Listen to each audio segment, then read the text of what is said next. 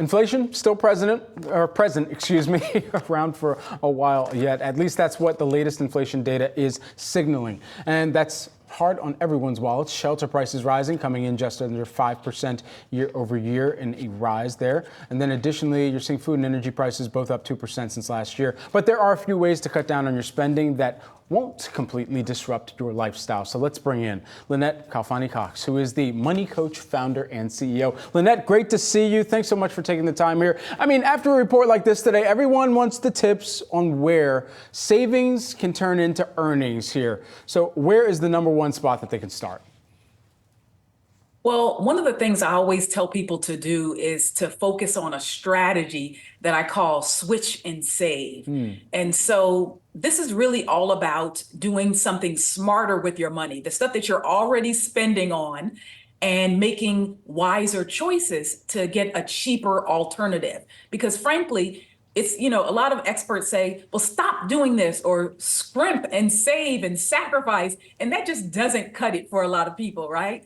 So there's many categories where you can use this switch and save methodology. So if you have, for example, a smartphone and you're about to spend $1,000 or so on that smartphone, maybe you think about going from a regular postpaid phone to a prepaid phone. Resource out there for you. Straight Talk Wireless has affordable, plans and those phones that are cheap for you to get. You'll save $1,000 almost for your family plan.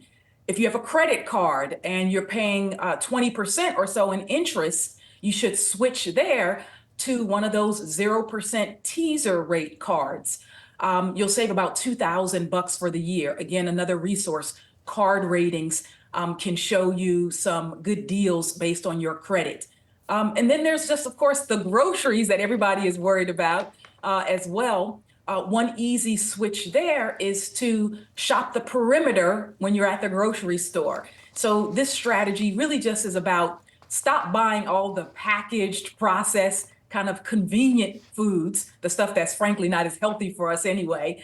And then think about those fruits, vegetables, whole grains, the real stuff.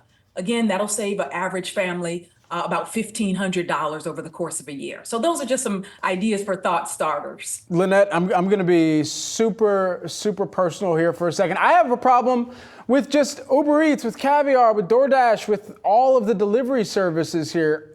Personally here, how can I make sure that I'm, rejiggering some of my own spending habits and ensuring that I'm applying a little bit more savings to my own spend profile?